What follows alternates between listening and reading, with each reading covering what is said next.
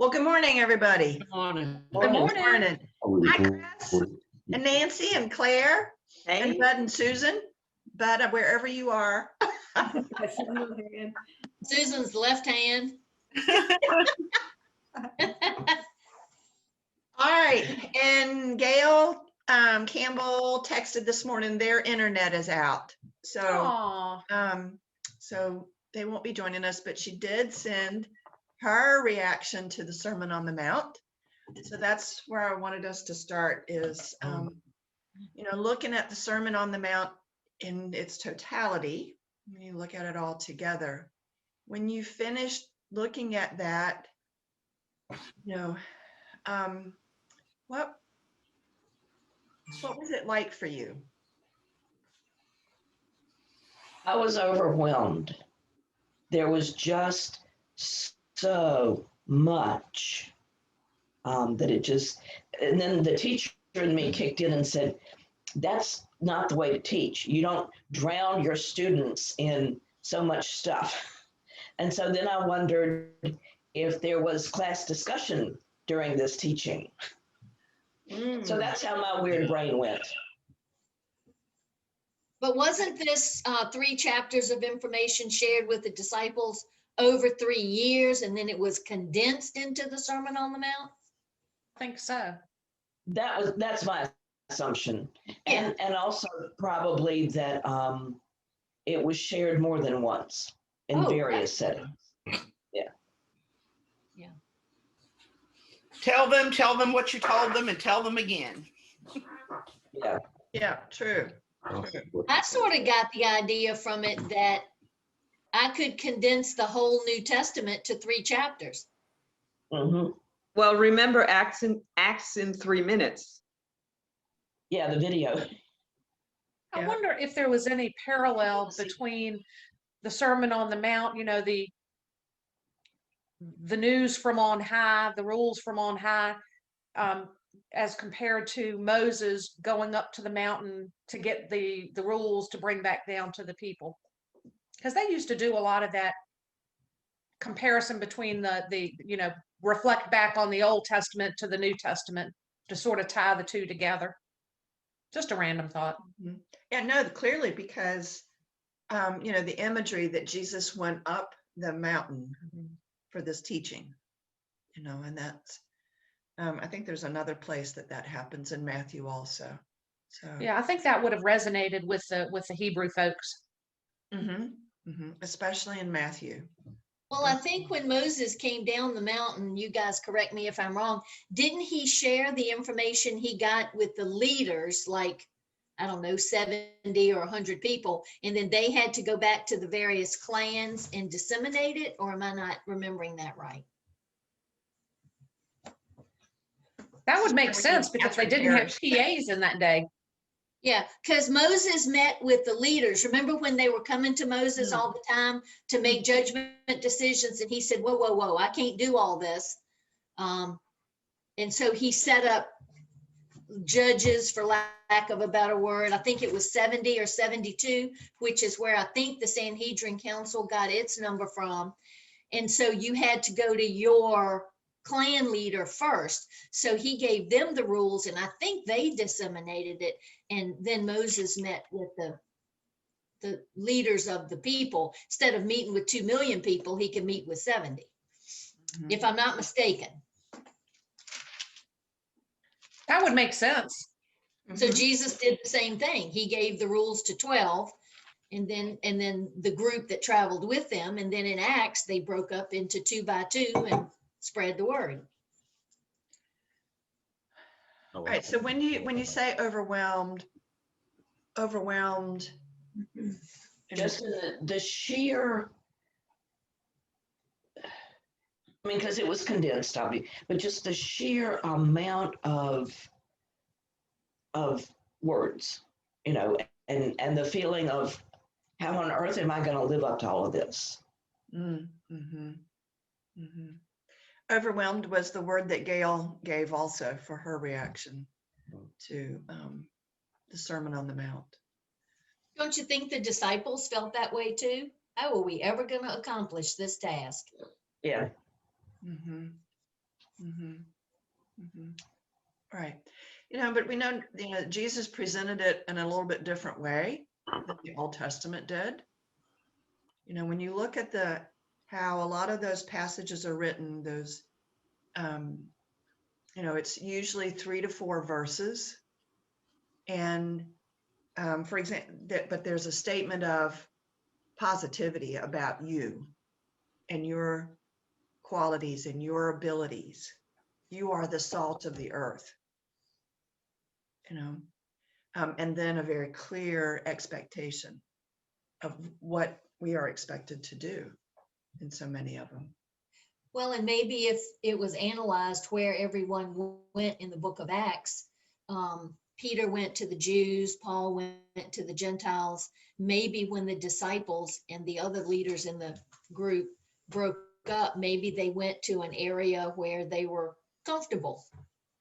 Maybe somebody went to Asia Minor and somebody else went to Greece and somebody else went to, Rome, different places where they had a skill. So maybe there was a plan when Peter and Paul made decisions and Maybe so. Yeah.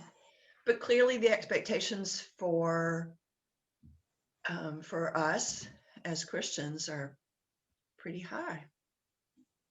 So, and they're stated, like we realized with the golden rule, that Jesus is the only one of the major religions that put it in a positive way in terms of what you are to do. So as you read through it, through the Sermon on the Mount, it's pretty clear what we're supposed to do.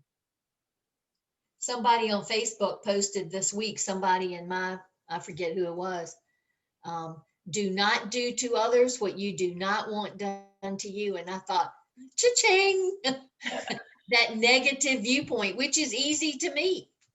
Yeah, because then you can, I didn't do that. It's a real small list. Don't murder, don't lie, don't cheat, don't steal, but it leaves out a whole lot of stuff that you are supposed to do. Right. Right. You remember that basketball player, professional player? He was very good in high school. He didn't get recruited in college. He went to Harvard. He was of Asian descent. His last name was Lin. And he finally made a hit with the New York Knicks, and they had that Linsanity. It was probably about 10 years ago.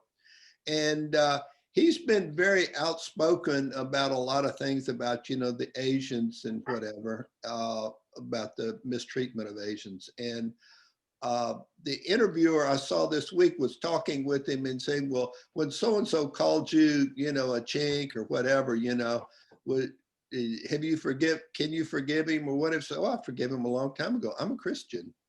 He said, I was raised a Christian, and the price of my salvation, what Jesus forgave and what Jesus did for me, I have no choice. But it was really, it was just instantaneous, coming, oh yeah, I forgive, Wow.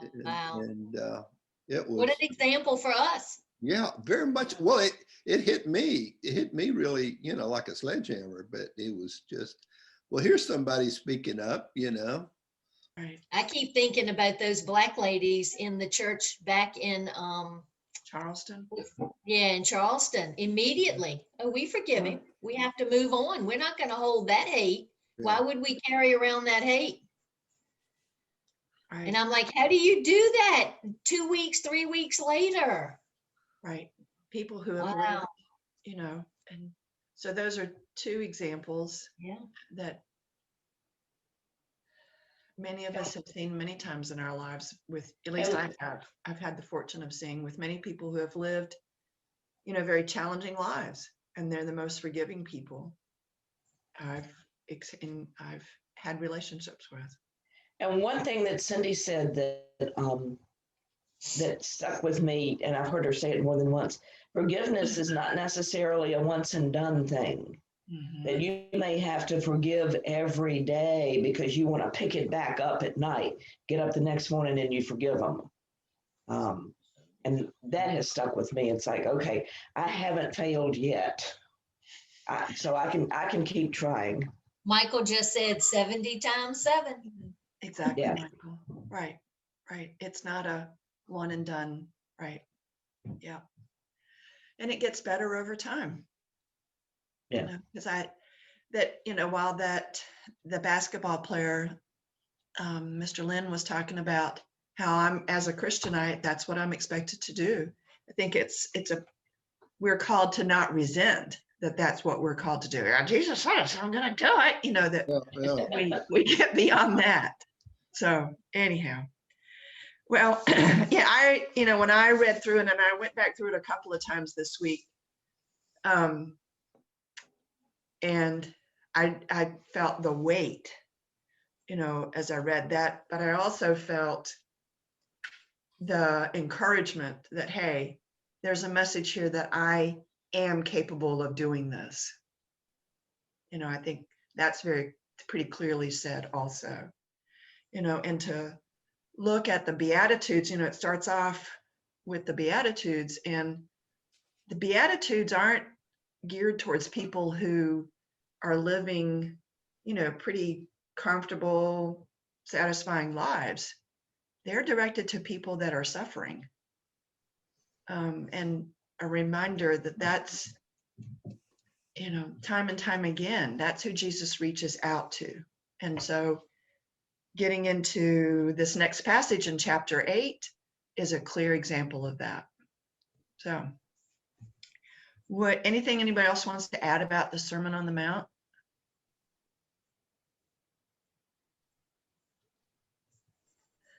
All right, would somebody like to read on page 340, chapter 8 of Matthew, verses 1 through 4?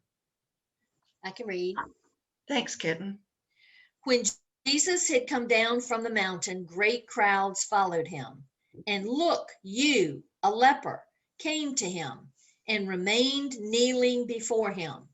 Lord, he said, you can cleanse me if you are willing to do so. Jesus stretched out his hand and touched him.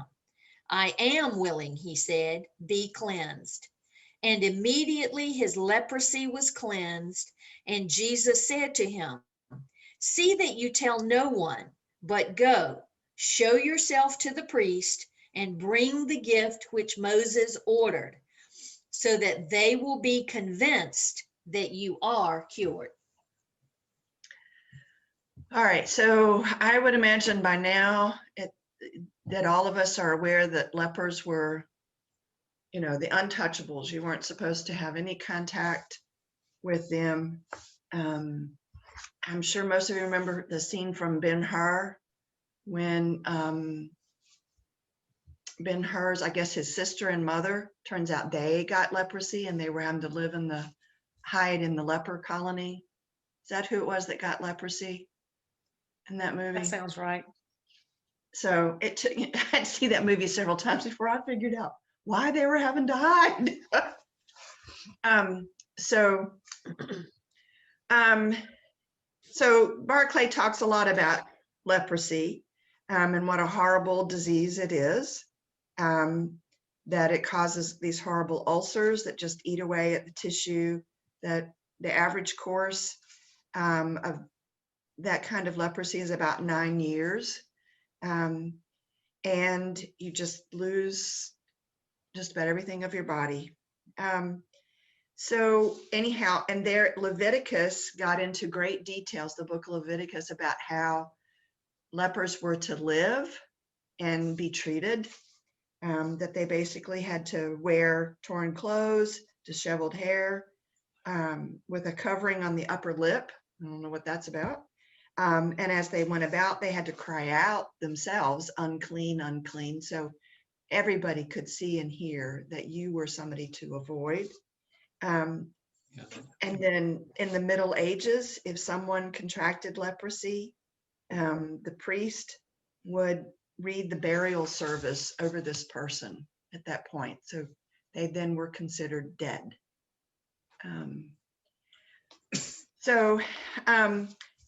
And no one could come near a leper could come any nearer than 4 cubits, which 6 feet.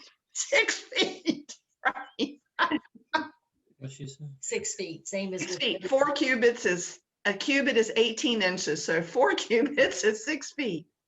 So Barclay makes the statement on page 342, there never has been any disease which so separated one human being from another as leprosy did until now. I couldn't help but think that, well, he didn't live through well, he would have lived through the 1918 Spanish flu, but anyhow. Well, the bubonic plague pretty much separated people too with those big buboes, but you Yeah. died pretty quickly of that. You didn't live for years with that. You died pretty quickly. So anyhow, and I looked up to see what the prevalence, of leprosy is nowadays, because it's still out there. Now it's called Hansen's disease. And it's a bacteria, so it seems to be pretty much treatable nowadays. But there is still, like in the United States, I think it was from 1994 to 2011. So what's that? 18 years. Sarah, how many years is that? Don't make me do math right now. I don't know. It's a few years. Anyhow, But there were 1870. 2,300 cases in the United States. So needless to say, it's not something that most doctors will see in the course of their practice. I did So- look up the treatment. It is a cocktail. You have to do multiple antibacterial medicines to get rid of it. So it's evidently pretty tough to get rid of. Oh, wow. Yeah. Yeah, one antibiotic doesn't do it. It's a cocktail of 3 different antibiotics, none of which I had heard of. Hmm. So it's still a pretty wicked disease to get rid of. Yeah. And I'm not sure, because I didn't go back to look this up, but I want to say that somewhere in Louisiana, back in the early days of the country, there used to be a large leper colony. Hawaii had a leper colony on one of their islands. And when you had leprosy, they would put you on a little boat. They would take you offshore and throw you out of the boat, and you had to swim through shark-infested waters to get to the leper colony. That True was story. Hawaii? Hawaii. Yes. Oh, Oh, wow. Is that where, was it Father Joseph? Yeah. That ministered to the people there. Uh-huh. Yeah, he Vincent. finally got leprosy and died too. Died, right. Yeah. Huh. Wow. All right. So this story. Barclay makes note about the leper himself and how he approached Jesus. That first he approached him with confidence. Confidence that if Jesus willed it, he would heal him. And, of course, in those days, in reality, a leper would never have approached someone like Jesus, a scribe or anybody else. But with Jesus, he had that feeling that it was okay to do that. And that he had what Barclay termed as perfect confidence in Jesus's power. And that he approached with humility, that if you will, Jesus, you can cleanse me. So it was as if he said, I know I don't matter. I know that others will flee from me and will have nothing to do with me. I know I have no claim on you, but perhaps in your divine condescension, you will give your power even to such as I am. And that the leper came with reverence, and apparently in the King James version, the word is used worshiped, that he worshiped Jesus. And it's a word in the Greek that was used to refer to worship with only to worship of gods. But I really thought there was a powerful statement. Every once in a while, Barclay gets a good, solid statement in there. So on 343 down toward the bottom of the page, the last sentence in that number 3 paragraph, we do not need to put this event into theological or philosophical terms. It is enough to be convinced that when we are confronted with Jesus Christ, we are confronted with the love and the power of Almighty God. That in reality is just as simple as that we're being. But you know, for lepers, he was literally raising them from the dead. They were dead people. When you healed a leper, they got to live again. They got to rejoin humanity. They got to go to temple. So I think it's very symbolic that when he heals lepers, he resurrects people. Right. So this healing here in still early on in Jesus's ministry clearly gives the message that for Jesus, there was only one obligation in life, and that obligation was to help. And there was only one law, and that law was love. So Barclay goes on to talk about how Jesus, though, then he tells the leper, what does he tell the leper to do? Not tell anybody. Not tell anybody, to keep that silence. And so why, when the Sojourners class, when we did Mark 2 years ago, frequently in Mark, Jesus says, don't tell anybody. After he's done it, don't tell anybody. Don't tell anybody. That was a lot. And there's some other incidents in Matthew also, where he tells somebody after he's healed them, don't tell anybody. So why would he do that? Why would Jesus tell these people that he's healed not to tell anybody? I would imagine everybody with leprosy would be flocking to Jesus, and I mean, that would make Jesus really, really powerful. Did he say, don't tell anybody, or don't tell anybody until you go do all the stuff you're supposed to do in terms of giving the gift and reporting it to the temple? He said not to tell anybody, period. I'm wondering if the reason for it was that he was concerned that his message of love would get lost. That it would just become a power thing. Yeah. That everybody would, oh, he can heal people. And, then they just stop listening to him. My version says, don't talk to anyone along the way. And, the first priority is to get to the priest and show him. So I think he wants to establish first that, yes, this has taken place, but maybe past that point, once the religious leaders have been convinced, then he would be able, the word of what had happened would just spread on.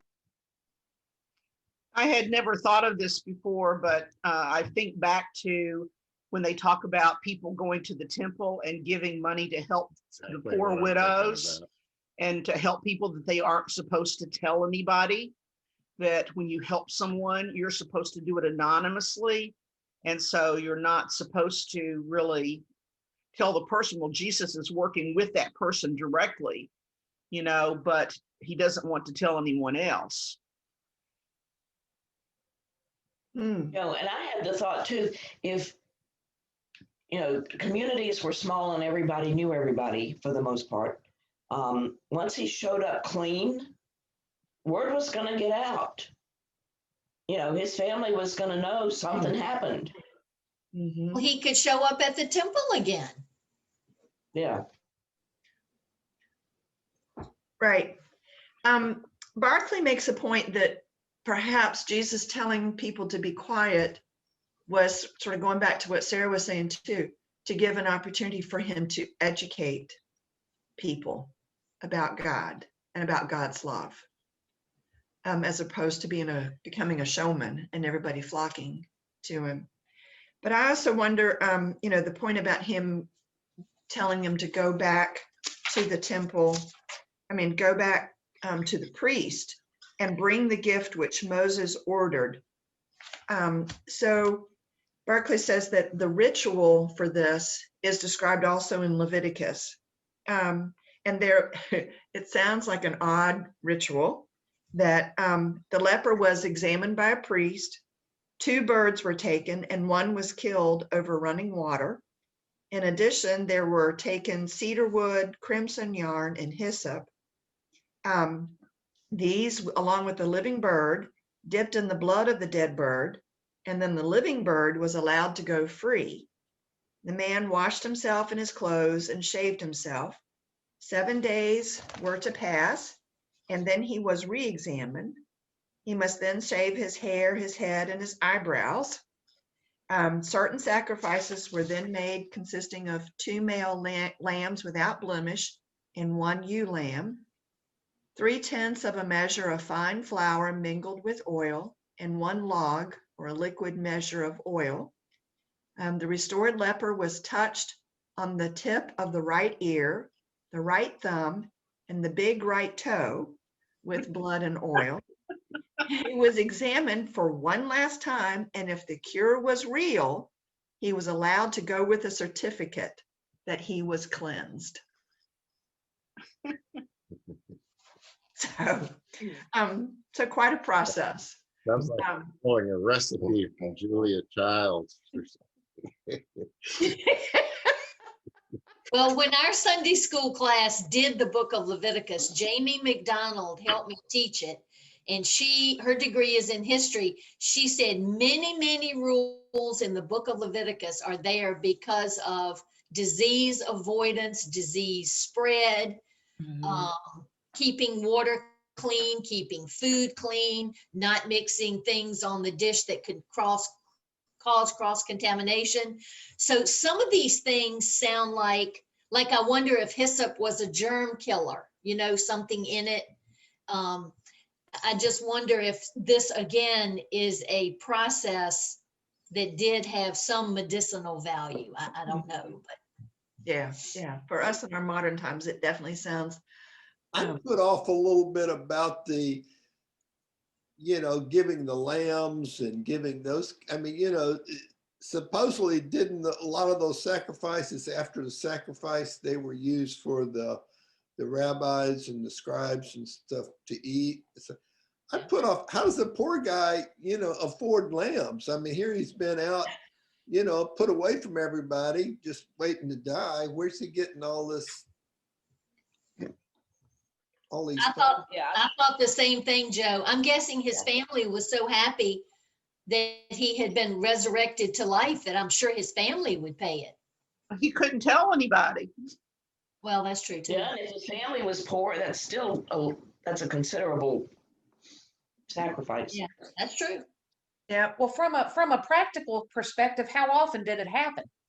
Rarely. I mean, they probably were like, "Oh my gosh, what are we going? Where's the book? I've never done this before. Where's the rules?" That's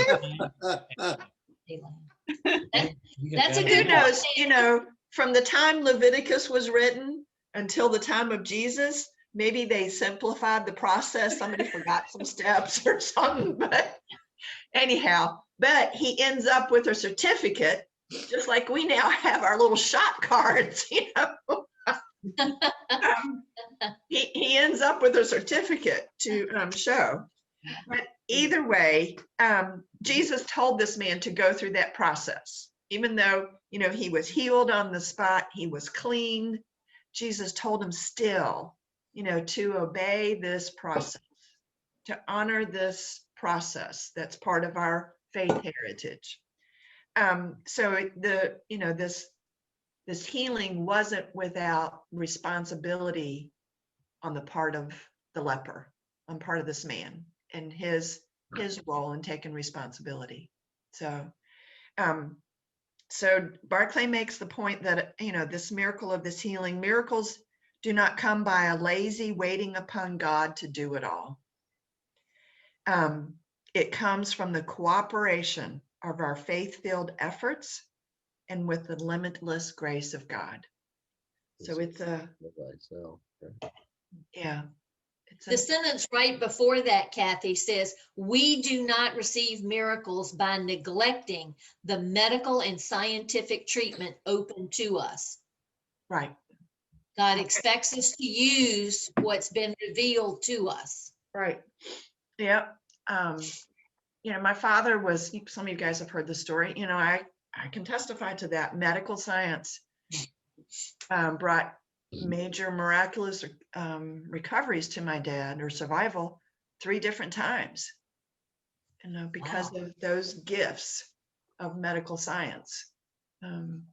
So, and his doctors have, said to him after each one, that was pretty amazing that you survived. One of them described it as dodging a machine gun. Wow.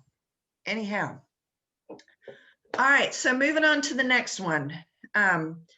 So let me preface this by saying, remember, we're in Jesus, the story is in Capernaum in Galilee, there at the Sea of Galilee. All right. So to put it in context, so one of the stories about a centurion. And so who were the centurions? They led 100 soldiers each. Yes, they were in the Roman army. So they led us. So I'm Joe and Bud, maybe you guys can speak in Tom. So I was thinking that maybe the centurion was sort of like the sergeant, in our current day army, as far as how that worked. Is that a reasonable analogy? I would think more of a platoon leader, although a platoon is much bigger. I mean, much smaller than 100. Okay. Kind of a half a company commander. Okay. All right. Cool. Thank you. So you can see my ignorance about the military. My apologies for that. All right. So, and of course, a centurion would have been a Gentile. All right. And the power of that's going into this. Jesus' interaction with this man as a Gentile is a powerful statement. So who would like to read verses 5 through 13? And if you've got a different translation, that's okay. Sarah's doing it. Okay. When Jesus had come into Capernaum, a centurion came to him. Lord, he appealed to him, my servant lies at home, paralyzed and suffering terribly. He said to him, am I to come and cure him? Lord, answered the centurion, I am not worthy that you should enter my house, but only speak a word, and my servant will be cured. For even I am a man under authority, and I have soldiers under me. I say to one soldier, go, and he goes, and to another, do this, and he does it. Jesus was amazed when he heard this and said to those who were following him, this is the truth I tell you. Not even in Israel have I found so great a faith. I tell you that many will come from the east and west and will sit down at the middle with Abraham and Isaac and Jacob in the kingdom of heaven. But the sons of the kingdom will be cast into outer darkness. There will be weeping and gnashing of teeth there.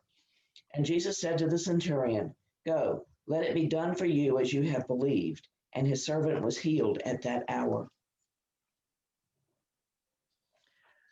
Ooh.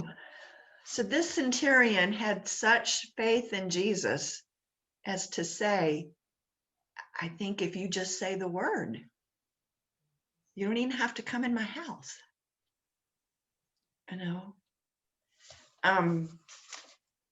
Barclay makes the point that every centurion, there are several stories in the New Testament, especially with Paul, about centurions. And every one of them the centurion is talked about with honor.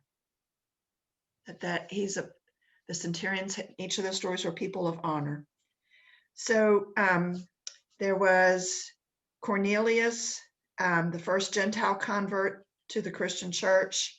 There was the centurion who suddenly discovered that Paul was a Roman citizen and rescued him from the fury of a rioting mob.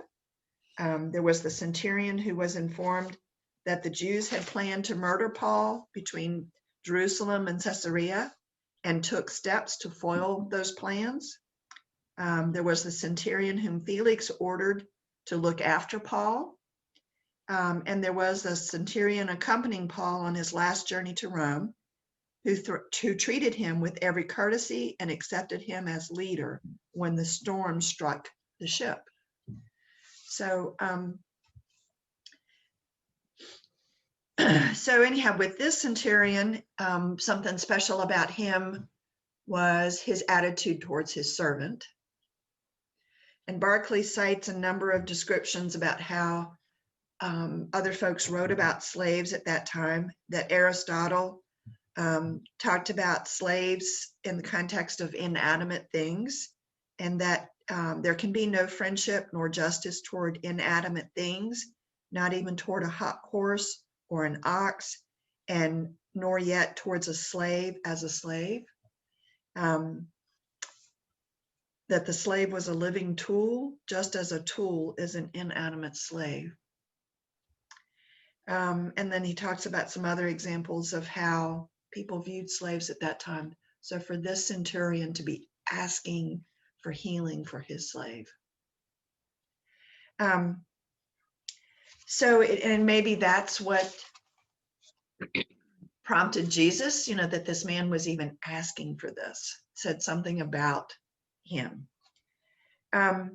So then in terms of him being a Gentile and Jesus interacting with him, Jews were not allowed to go into the house of a Gentile. That if you did so, that left you unclean. Remember, one of the most unclean things you could do was have contact with a dead body. One of the second most unclean things you could do was interact with a leper. All right. And then sort of up there in the list too were Gentile houses and interacting with and going into those. And it states in the Jewish Mishnah, which is the document that had all the rules expanded upon and goes into great detail, it stated specifically the dwelling places of Gentiles are unclean, period. So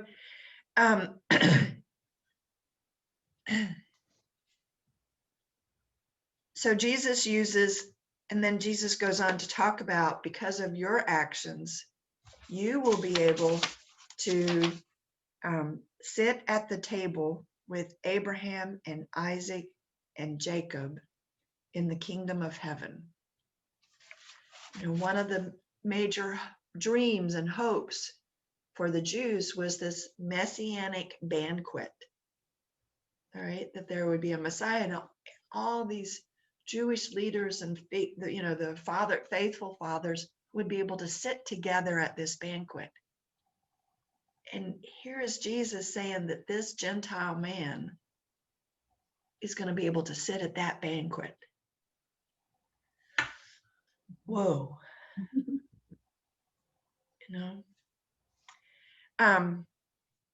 Right. And what is he saying in that the first two healings that are being discussed are him breaking Jewish law? With he's healed and touched an unclean person, and he has been involved with like going into the home of a centurion.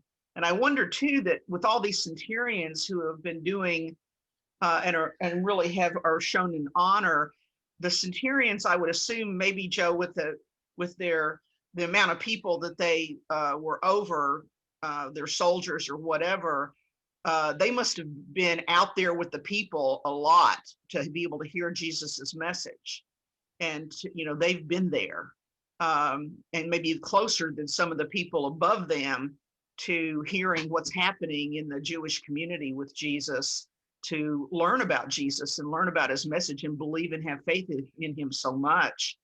There must have been more contact, with the centurions than maybe other people in the Roman establishment. That's an interesting point, Susan. That makes me wonder if the centurions were maybe sent to monitor the crowds. Yeah. How did they learn about Jesus so much? They'd have to have heard these messages and more than just once, and heard of other things that he was doing, to have that kind of faith. Well, I guess Jesus ministered publicly, and the centurions, I'm sure, were charged with putting down anything that might be an insurrection or a revolution. So because Jesus preached publicly, they knew he was not a threat to the Roman Empire as far as overthrowing the government. So, and then while they were checking on him to make sure, several of them believed, because didn't the centurion at the cross convert too? Yeah, Barclay didn't cite that one, but yeah, that's my recall. Yeah. Truly, this was the Son of God. Right. Yeah. Yeah. So Barclay makes another one of its powerful statements that Jesus taught that the only aristocracy in the kingdom of God is the aristocracy of faith. I love that imagery, the aristocracy of faith. That Jesus Christ is not the possession of any one race. Jesus Christ is the possession of every man and every woman in every race in whose heart there is faith. So, so to think about Jesus, all right, so then Barclay gets into the discussion about Jesus healing at a distance, because remember, he didn't see this servant. He just said, yep, go home, check him out. He's okay. So Barclay gets into talking about ESP kinds of things.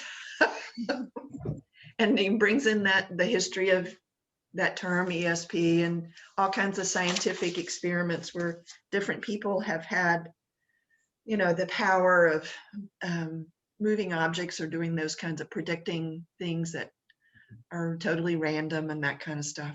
So it was an interesting phrase, but an interesting set of descriptions he made. But I'm sure most of us at some point or another have had what seems to be that thought that occurs about something, or an issue that there's a gut feeling that just clearly points us in the right direction, that just occurs.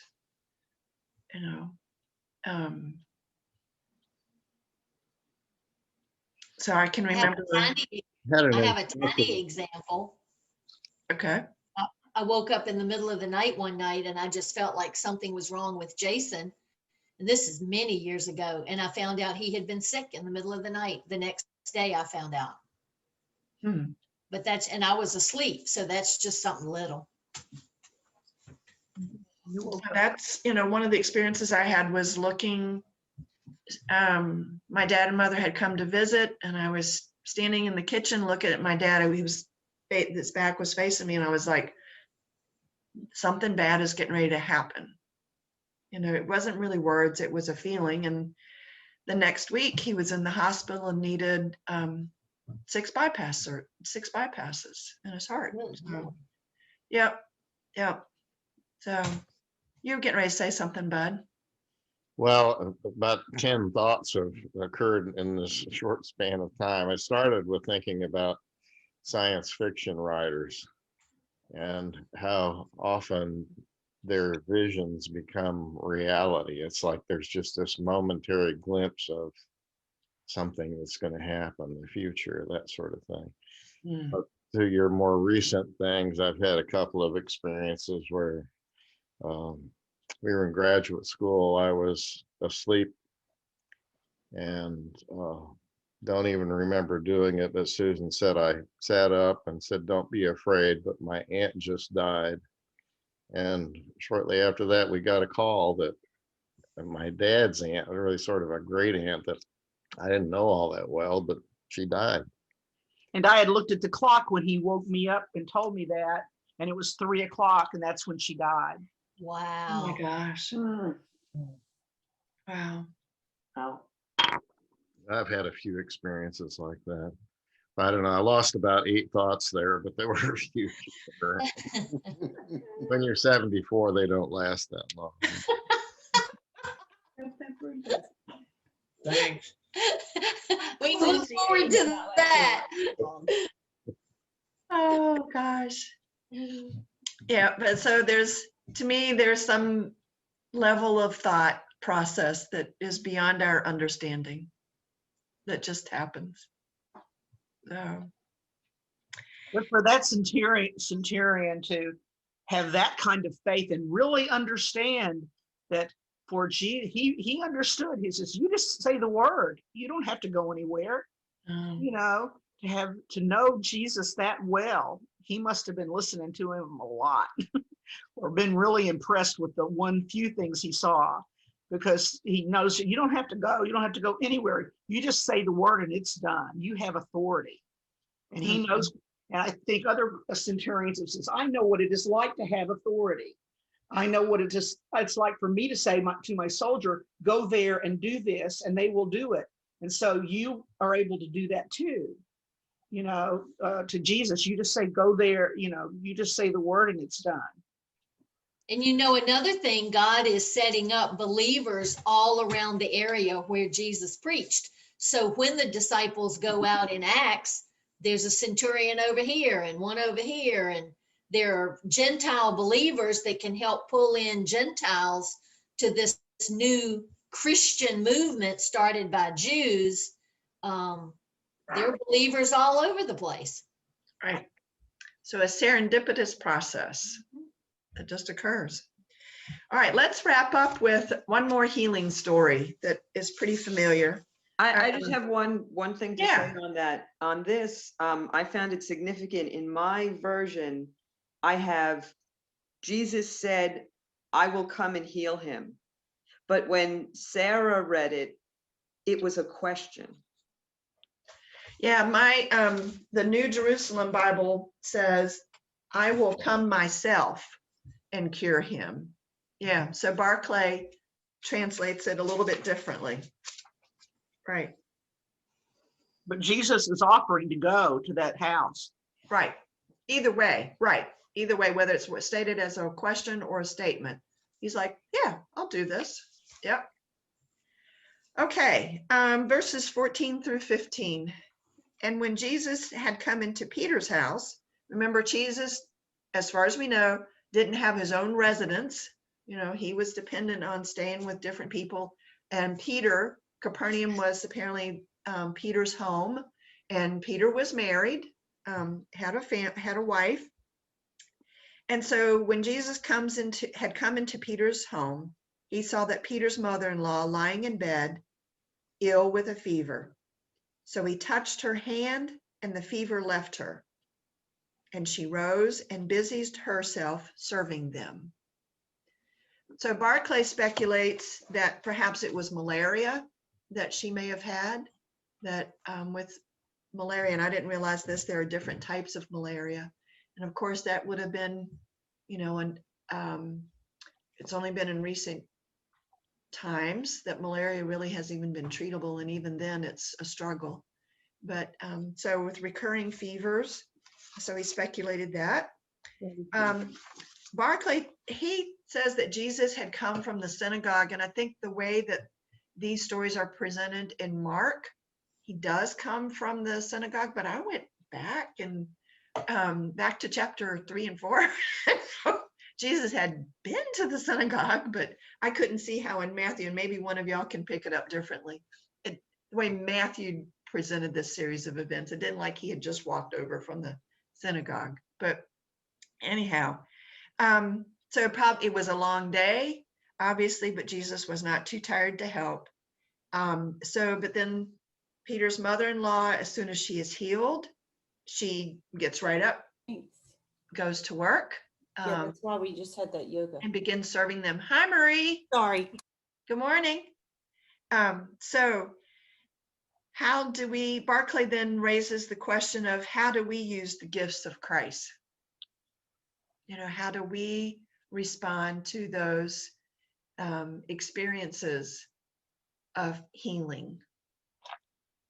You know, where do we go with those in our lives? So that kind of ends us in mid passage, but I think maybe that's a good place to end in terms of where do we go after the healings in our lives. And those healings may not be instantaneous like they were for the leper or the centurion's slave or for Peter's mother-in-law, but there's still healings that occur. And where do we go with those? Well, it helps us understand other people who are suffering. Mm-hmm. Well, I think we're healed so that we can serve. And Peter's mother-in-law was a beautiful example of that. That some may, well, in this women's rights kind of thing, well, she had to get up and go serve all these people. Well, she was doing work for other people. Yep. I Maybe- think Well, they're maybe very- we need to become sort of examples. Based on my own experience when I had cancer and then was cured of that, I kind of felt this huge responsibility to give other people some hope, say, look, I'm still here, I don't know, just Well, felt like that. and you're being able to go and talk with people who have just been diagnosed and offer them some assurance and at least support Yeah. in some way, and you know where they've been, and that helps.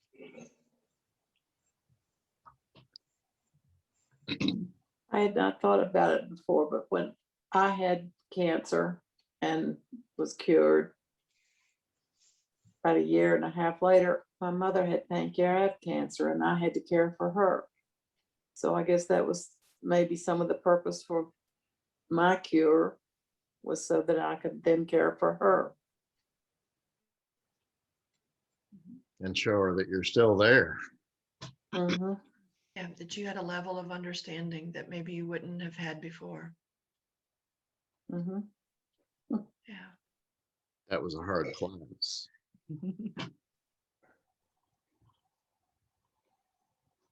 Well, go in peace this week. Amen.